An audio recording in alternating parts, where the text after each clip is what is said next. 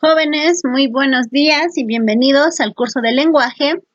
El día de hoy vamos a desarrollar el tema el lenguaje y sus funciones. No olviden y recuerden que la clase anterior hicimos el lenguaje. Entonces, habíamos quedado que el lenguaje es la capacidad que tiene el ser humano para poder comunicarse. Y también habíamos quedado que el lenguaje se utiliza de diversas maneras, ¿no es cierto? Toda manera creativa para que tú te puedas comunicar con otra persona es bienvenida y a eso se le va a llamar lenguaje. Pero ahora yo te quiero decir algo. Por ejemplo, el ser humano cuando se comunica, no se comunica así por así, sino el ser humano tiene un propósito en esa comunicación que va a dar a conocer. Por ejemplo, cuando yo digo, con candoroso embeleso y rebosando de alegría, me pides, morena mía, que te diga qué es un beso. Ahora escuchen el concepto de beso. Se podría decir en un lenguaje literario. El beso es el eco suave del canto, que más que canto es un himno sacrosanto, que imitar no puede el ave. Muy bien, tú te habrás podido dar cuenta que ese concepto de beso no es cualquier concepto de beso, ¿sí o no? Se podría decir que es un concepto bien adornado, es un concepto poético, ¿no es cierto? Quizás tú en tu cabecita ya estás pensando, yo tengo otro concepto de beso. Muy bien, tu concepto es muy distinto. ¿Qué quiere decir entonces? Porque lo que estamos haciendo ahorita es el uso del lenguaje. Quiere decir que el lenguaje va a tener un propósito y ese propósito se va a notar por sus diversas funciones. Por eso es que vamos a ver funciones del lenguaje. Muy bien, a ver, recordemos, ¿qué es el lenguaje? Tú te puedes comunicar de cualquier manera de cualquier manera creativa y a eso le vamos a llamar lenguaje. No olvides que el lenguaje se halla ubicado en tu cerebrito y que puede ser cualquiera de las tres definiciones que nosotros observamos ahí. Lo que nos importa, funciones del lenguaje. Vamos a ver las principales funciones que van a ser consideradas como las funciones básicas. Estas funciones básicas van a ser dadas por Carl Bühler, ¿ya? Por Carl Bühler. Lo va a clasificar en tres. La función representativa, la función expresiva y la función apelativa. Como ustedes pueden observar, esas funciones tienen otros nombres. A ver, vamos a ver la primera función. Función representativa, también llamada denotativa o también llamada referencial. Muy bien, esta función va a dar a conocer, ojo, es cuando tú haces uso del lenguaje y das a conocer la realidad, la objetividad. No te dejas guiar por tu punto de vista ni tu opinión. Y eso es muy importante porque cuando nosotros damos a conocer algo que se podría decir noticioso, hablamos de lo objetivo. Entonces, eso es una de las principales funciones que tiene el lenguaje. Y vendría a ser un ejemplo, las clases serán virtuales o las clases son virtuales, eso es real. Entonces, cuando yo hablo de función representativa, hablo de una función que está ligada a la realidad. Es cuando yo doy a conocer la realidad por medio del lenguaje. Segunda función, función conativa o también llamada expresiva. En este caso, el emisor, es decir, el hablante, va a hacer uso ya no de la realidad, sino va a hacer uso de sus sentimientos, sus emociones, su punto de vista, su estado de ánimo. Ponemos un ejemplo. Tú estás feliz con tu mamá porque estás viendo que tu mamá está haciendo un gran esfuerzo por ayudarte. Entonces le dices, mami, te quiero. ¿Te has comunicado o no con tu mamá? Pues sí. ¿Qué le has dicho? Mami, te quiero. Entonces, ese mami, te quiero está siendo, se podría decir, impulsado por tus estados de ánimo. Porque cuando tú estás enojado o enojada, quizás le dices, mami, no te quiero. Entonces, date cuenta, en la función conativa interviene bastante los estados de ánimo y los sentimientos. ¿Cómo vemos el ejemplo? Te extraño como no lo imaginas. ¿No es cierto? Ahí están interviniendo mis sentimientos. La tercera función apelativa o también llamada conativa. En esta función va a haber bastante importancia. ¿Saben por qué? Porque va en relación del emisor hacia el receptor. ¿Qué quiere decir? Que el emisor va a buscar influir en la actitud del receptor. Va a buscar que el receptor haga lo que él considera.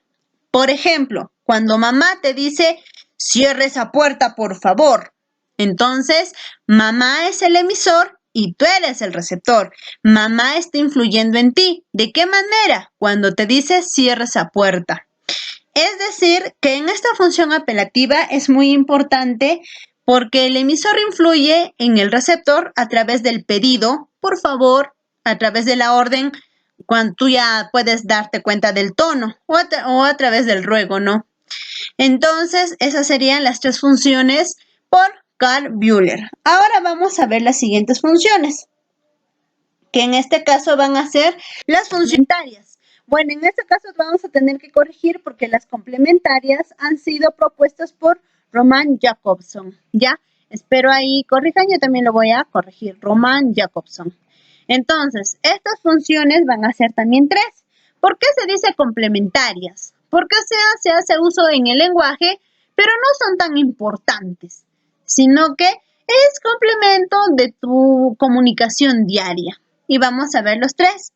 La función enfática o de contacto, la función metalingüística o también llamada glosa y la función poética o estética.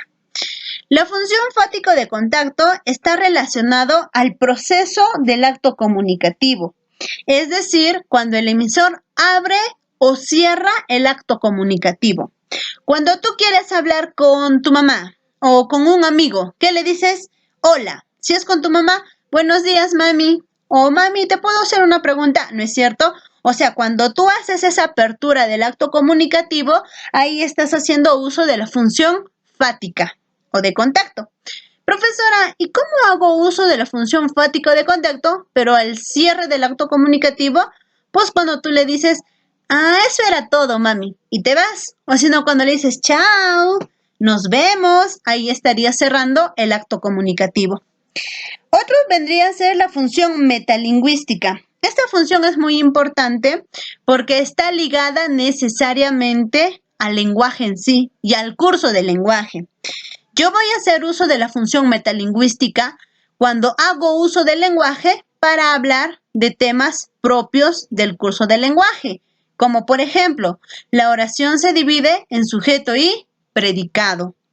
¿Otra profesora? Claro, otro podría ser cuando tú me dices las funciones del lenguaje son 6. Es decir, estás haciendo uso del lenguaje a través del propio lenguaje. A eso se llama función metalingüística. Y por último tenemos a la función poética o también llamada estética. Esta función es el ejemplo que hice al inicio. Es cuando tú coges un enunciado y a este enunciado tú lo adornas de forma poética. Le pones el sentimiento, sí, pero no olvides que también vas a hacer cambio de las palabras. Vas a hacer uso de un lenguaje metafórico. Vas a hacer uso de un lenguaje literario. Como por ejemplo, ¿no? Yo digo, me enamoran las luces que irradian por tus ojos. No creo que sea rayos láser ni nada, ¿no es cierto?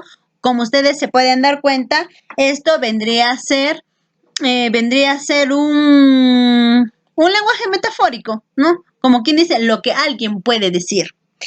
Ahora, lo que yo les quiero recordar es que estas 6 funciones del lenguaje van a estar ligadas a los elementos de la comunicación. Por ejemplo, en la función anterior, que era la expresiva, está ligada al emisor y eso lo van a poder ver en la diapositiva de abajo. La función representativa está ligada al contexto. La función apelativa está ligada al receptor. La función poética está ligada al mensaje. La función fática está ligada al canal y la función metalingüística está ligada al código. Es decir, tenemos 6 funciones del lenguaje ligadas con los 6 elementos de la comunicación, dejando de lado el referente. Pasemos a los ejercicios. ¿Cuál sería un ejemplo de la función apelativa? Ojo, recuerden que en función apelativa tú tienes que buscar influir en la actitud del receptor. Lizeth, ayúdame con la tarea. Cuando tú dices ayúdame, estás pidiendo. Entonces, de una u otra manera, Lizeth te va a ayudar. Entonces, tú estás influyendo en la actitud de Lizeth. Y ese sería un ejemplo correcto. La materia no se crea ni se destruye, solo se transforma. ¿Qué función predomina? La materia no, eso lo ha dicho alguien, ¿no es cierto? Entonces eso está ligado a la realidad. Por lo tanto, la función que predomina es la representativa. Luego tenemos la función representativa, también es conocida como los otros nombres, función referencial y otros más que tú vas a poder observar tanto en la clase como en la sesión. ¿Qué función del lenguaje es recurrente al campo de la literatura? Uso de las figuras literarias. ¿Qué figura literaria hace uso? ¿Qué función del lenguaje hace uso de figuras literarias? Muy bien, vendría a ser la función poética. 5. ¿Cómo se llama el lingüista que planteó las funciones básicas del lenguaje? Las básicas, no te olvides que es Carl Bühler. Y las complementarias vendría a ser Roman Jakobson. Muy bien, chicos, espero me hayan comprendido. No se olviden que tienen que tener la parte teórica en sus cuadernos y la parte práctica también. Nos estaremos viendo. Hasta la próxima.